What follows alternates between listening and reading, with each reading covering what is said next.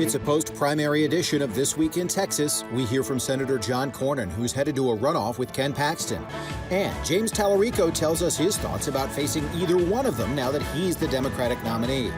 Plus, Democrat gubernatorial candidate Gina Hinojosa joins us in studio. And our political insiders, Angel Carroll and J.C. Jatan, offer their perspectives on the results and what's next. This Week in Texas. Hello again, I'm Tom Abrams. Thanks so much for joining us. We begin this week by looking at some of the highlights from this week's primary election. And let's start with the governor's race. On the Republican side, Governor Greg Abbott won his primary for a fourth term. On the Democratic side, State Representative Gina Hinojosa won her primary. They'll face off in November, and you'll hear from Representative Hinojosa in a few minutes. For Lieutenant Governor Dan Patrick won handily. He is also seeking a fourth term. His opponent in the general election still undecided. But the Democrats will head into a runoff. Vicki Goodwin and Marcos Velez, both guests on this program, will meet again. As will the candidates seeking to replace Ken Paxton as Attorney General. On both the Republican side, featuring Mays Middleton and Chip Roy, and on the Democrats side, it'll be Nathan Johnson and Joe Jaworski. Another runoff, the Republican race for the United States Senate. Incumbent John Cornyn and Attorney General Ken Paxton will face off again May 26th. I sat down with Senator Cornyn ahead of the vote tally and asked him about the dynamics of a runoff election. Turnout matters because not everybody turns out in primaries or in runoffs. So a lot of what we're doing is just encouraging people to get out to vote because that's the only way your voice is going to be considered. You mentioned character counts. Do you think that matters at the ballot box? Yeah, I mean, I'm betting this election on that. Ken Paxton has serious character flaws. He seems unrepentant on all the damage he's done, not only to his own family, but to taxpayers and to the people he worked with at the AG's office. And so I do think it matters. But he thinks because he happened to win election after some of this has come out that that's already been absolved and gone away. But I don't believe that, and I think that character would be on the ballot. And what do you see when you go across the state? What are people talking about? Well, all the normal things. Obviously, after this morning, we're talking about Iran, what's happening in the Middle East. But, the president's pointed out that kitchen table issues remain dominant. But in the Republican primary, he'd want to know, do you support the president? And I do. And are you for securing the border? And I am. Been endorsed by the Border Patrol Council, which is kind of the gold standard there. There's just so much disinformation and people who to trust. And so it's important we get out there and make sure we knock down some of the misinformation that's out there. But of course, social media makes that really hard because there's so much of it coming in. But that's what campaigns are all about. And I've done it before, and I'm happy to do it again. On the Democratic side of the Senate race, there is no runoff. State Representative James Talarico beat Congresswoman Jasmine Crockett. Crockett conceded on Wednesday. And I asked Talarico during an interview on primary election day who he would rather face as the nominee in November. I mean, there's so much momentum and excitement around this movement that we're building across the state that it's definitely keeping me energized and excited even through the relentless schedule because we have been on the road for the past 2 weeks. We've been going everywhere, talking to everyone. Just over the past few days, we were in the Rio Grande Valley and San Antonio, and then now here in Houston. So we're hitting every part of this state, and everywhere we go, we have folks coming to these events, not just Democrats, independents and Republicans too. There is a growing backlash to the extremism and the corruption in our government, and the energy around that movement is unlike anything I've seen before. Is this more than just about Texas? Well, my focus is Texas. I, as you know, serve in the state legislature. I have seen this extremism and this corruption up close. I've seen schools close all over our state. I've seen rural hospitals close. I've seen people not be able to access basic health care, people not being able to afford their groceries, their prescription drugs, their child care, their housing. And so my top priority is changing the politics here so that working people in our state can afford to live and can fulfill their God-given potential. And I think that this election is going to be a referendum on that extremism and on that corruption. And you're seeing the beginnings of that with this historic, unprecedented turnout in the Democratic primary. You've been critical even of your own party and sort of the more progressive approach to politics in some ways. Do you think whoever wins tonight sort of is a signal to the rest of the country about where the Democratic Party is and should be headed into November? Well, the first words out of my mouth in this campaign were that politics is not left versus right, it's top versus bottom. So I honestly don't think that the real dividing line within the Democratic Party or even in our political system is progressive or conservative or moderate. It is those who are willing to bring working people together to take on the billionaires who run this country, who run the economy, who divide us on an hourly basis with their algorithms and their news networks. That is the real fight, in my opinion. And so I think we're building a movement to bring working people together to do just that.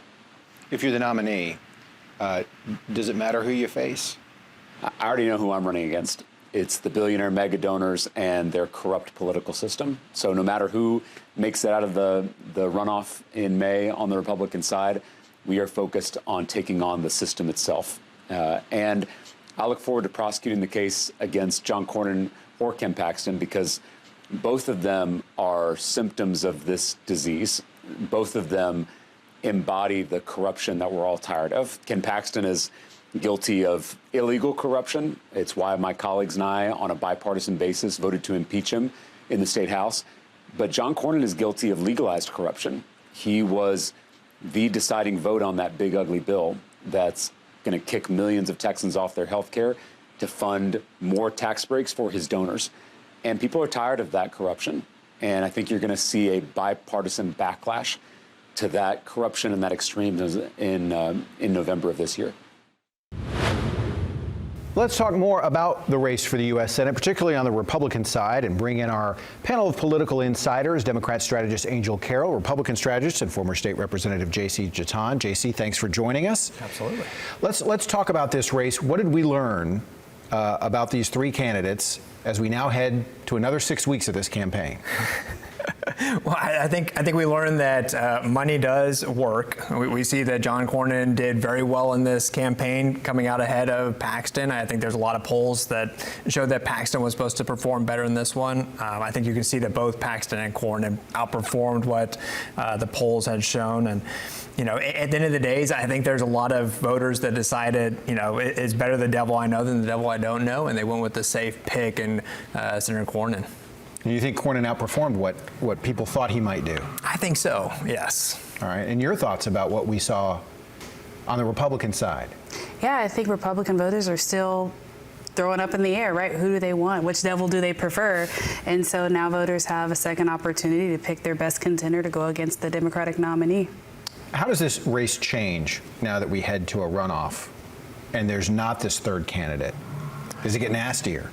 Well, I think we're going to see the same amount of campaign ads going into the runoff. The struggle with the runoff is it really is a turnout game, and who can turn out their base and who can win over those votes that went for the other candidates. And so I think we're about to see a lot of money still being spent, a lot of effort by the U.S. Senate campaigns, but also there's going to be a lot of runoffs down the line that are all going to be vying for those voters to come back out again one more time.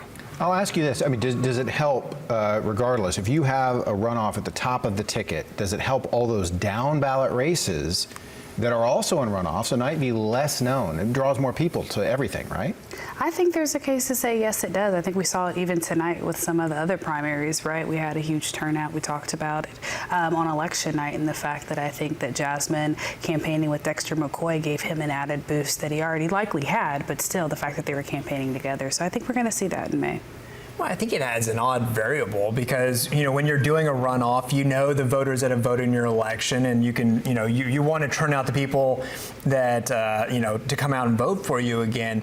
When you have more campaigns in there, there's a variable of, the other campaigns drawing out voters that maybe aren't on your list or aren't on your radar, and so it can add an interesting variable to the campaigns. Now, I asked both of the Democratic candidates, Jasmine Crockett, James Talarico, if it mattered to them who they would face in a runoff if they were the nominee, and both of them said no. It doesn't matter who I'm facing. Conventional wisdom would suggest that the reason they're in the race is because if Paxton's the nominee, Republicans are more vulnerable. Do you buy that it doesn't matter who the nominee is?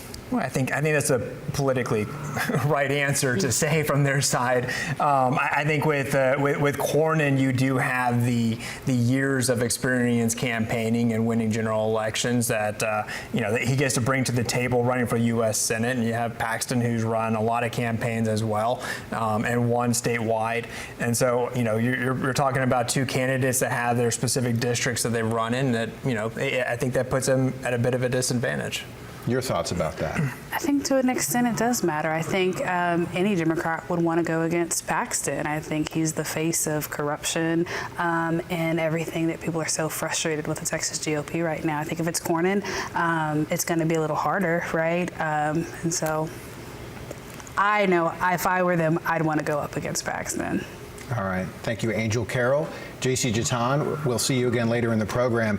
When we come back, we're going to have a conversation with the Democrat nominee for governor, Gina Hinojosa. Welcome back. Let's look at some more races from Tuesday's primary. In the race for Congressional District 18 on the Democratic side, two incumbents are facing off again in a runoff, Al Green and Christian Menifee. The winner will face Republican Ronald Whitfield in November. And perhaps the surprise of the night for many, State Representative Steve Toth defeated incumbent Dan Crenshaw for the GOP nomination. He will face Democrat Sean Finney in a very red district. And in the newly drawn CD9, on the Republican side, Alex Mueller and State Representative Briscoe Cain will head to a runoff there against Democrat Leticia Gutierrez, who won her primary. Now let's take a closer look at the governor's race once again. I am joined by the Democratic nominee for governor, Gina Hinojosa, a state representative. Thanks so much for being with us this week after your big primary win. It's a pleasure to be here with you. So tell me about the energy you feel after election night. People are excited. We know turnout was through the roof all over the state for Democrats. It shows Democrats are not only committed to make change happen, but are committed to do the work to vote. And so it's a wonderful sign. It's a historic election that we just experienced, and we're ready for November. Do you think the Democratic primary turnout is indicative of what we will see in November in terms of turnout for those who would vote for Democrats? That is historically the way this goes. I mean, when you have a lot of excitement during the primary, it translates into a lot of turnout in the general election. So it's a wonderful thing. It's why you're going to hear Democrats talk about this primary election with a lot of optimism and a lot of hope for change in the future. What I think we saw in this primary election is that people are struggling, people are ready for change and open to something different, because what we know is that government is hopelessly broken as it is now. Politics is hopelessly broken, and nobody wants more of the same. So Democrats have a real advantage. We're running on a platform of change. We're running on a platform of doing everything in our power to build a government that works for the people of Texas instead of the special interests, which is what we see a lot of right now at the Texas Capitol, and we're ready to win. So tell me why you chose the race for governor. Governor Greg Abbott has been and is among the most popular Republicans in the state. He typically wins by a large margin. It seems like a little bit of an uphill climb. Well, listen, I've been battling Greg Abbott in the Texas House for some time now as a House member, mostly focused on public schools.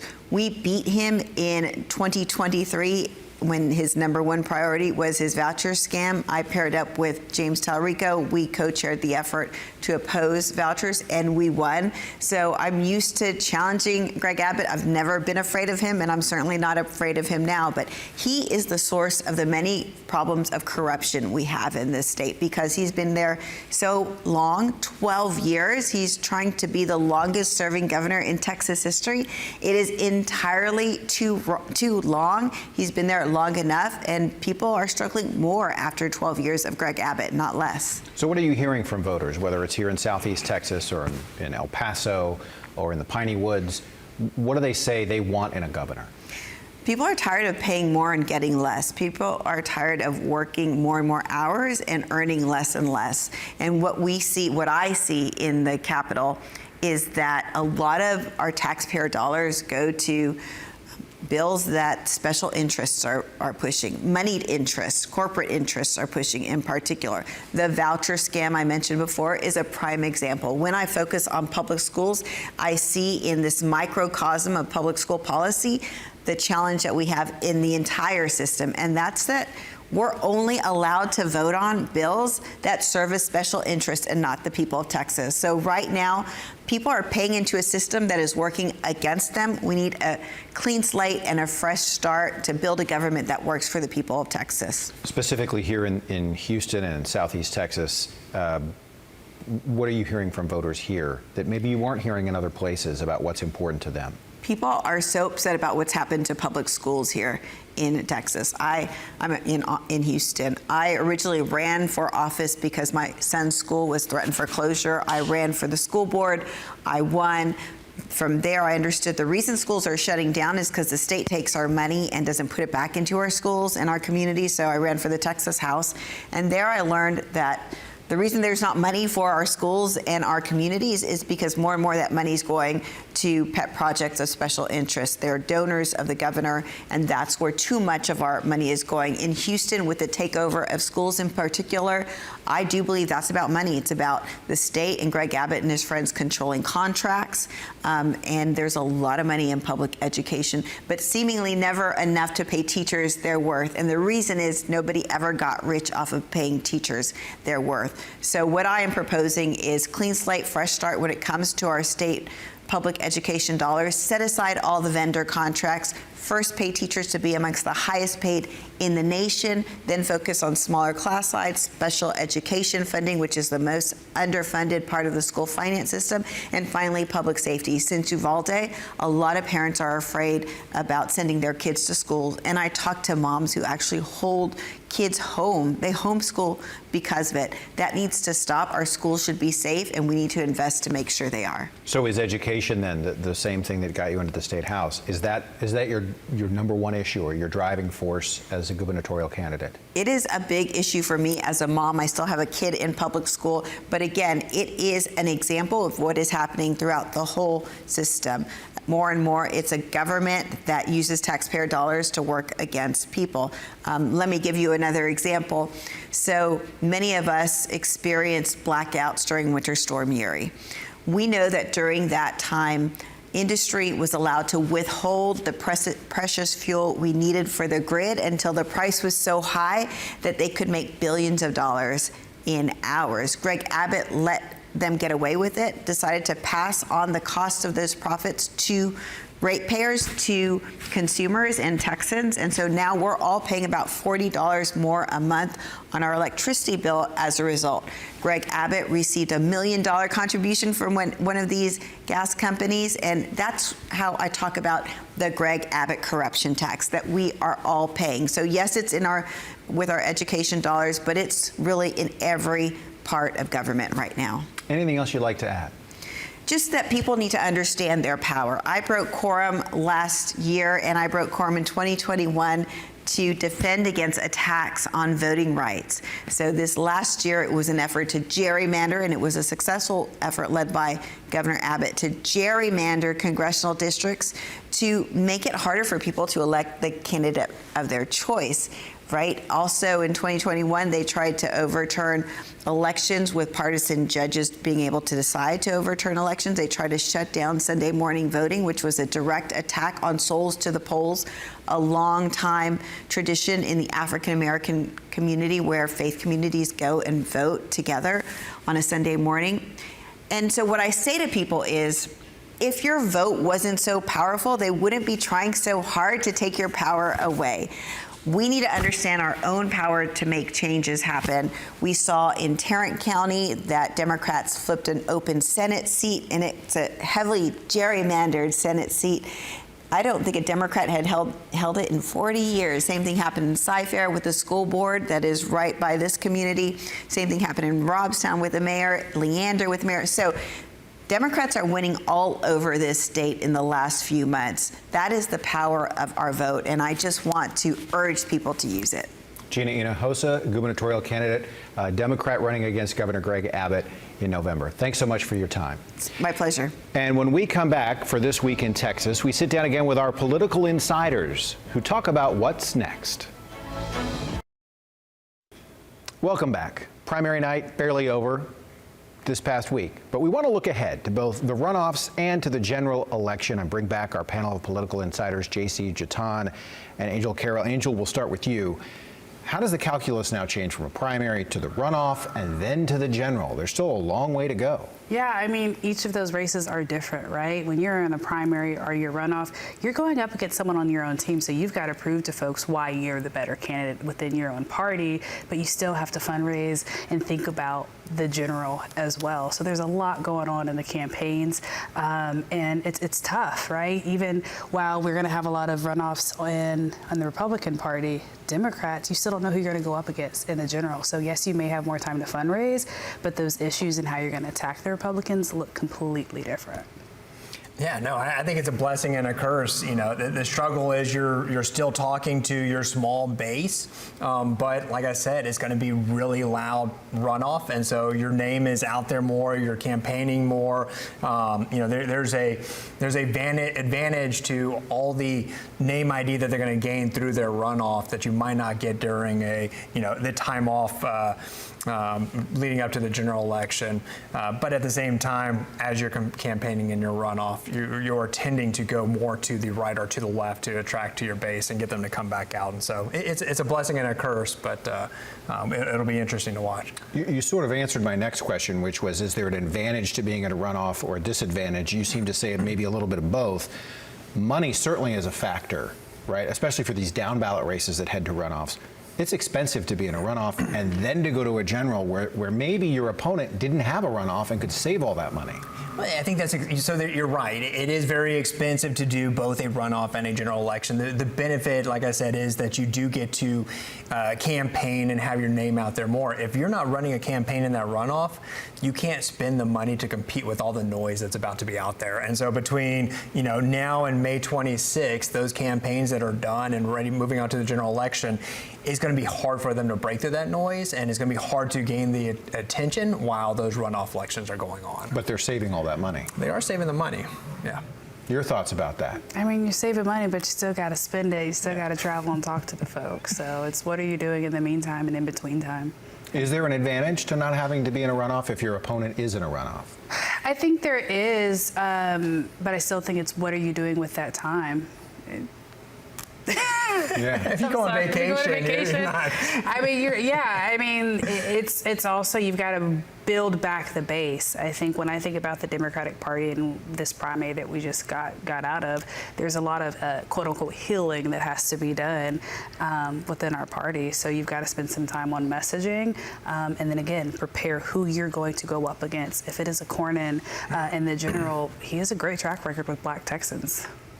Yeah, I'll just add one thing. The benefit that you just kind of pointed out is that there gets to be some healing during that time when everybody else is doing the runoff to be able to talk to your opponent, to start building those coalitions among their voters that you'll need for the general election. And so there's opportunities to build some momentum while the runoff elections are going on. So while all candidates might say, yeah, we're all one team once the primary is over, does either party have the advantage in some of these races to heal faster? Or are the divisions deeper on one side than they are on the other, particularly if we're talking about the Senate race? Primaries are difficult. I would like to say that our part, both parties will, or I'll speak for the Republican Party, that we'll find some healing really quickly and be able to jump right back into it for the general election together. But we've also seen in the past, I can point to Fort Bend County elections and Harris County where we haven't seen our voters come back out in the general election like we need them to, and that impacts whether we win things, countywide. Look, I think it's definitely possible. I think both candidates are going to say we're going to support each other, and I think they mean it, right? Again, it's up to their supporters. Do they believe it, and what do they want to see? Because ultimately, primaries are messy, they're competitive, right? And at the end, we have to make sure that you're reaching across and saying, let me make sure that I answer any questions, address any issues that you had that didn't provide me your vote in the first place. If I can also add, I think one of the reasons this primary got so contentious on both sides is because people care, right? People have issues that they're either really passionate about, angry about, frustrated, and they want to see something change. And so I think that's actually a good thing. We're seeing a huge turnout, and I think that's a win for both parties. Yeah. All right. Thanks, both of you. Angel Carroll, J.C. Jatan, we appreciate your perspective. And This Week in Texas, we'll be right back with some final thoughts. That does it for This Week in Texas. Thanks so much for joining us. You can watch all of our previous episodes wherever you stream ABC 13 and on our website at abc13.com. Until we see you again, have a great week and be kind to one another.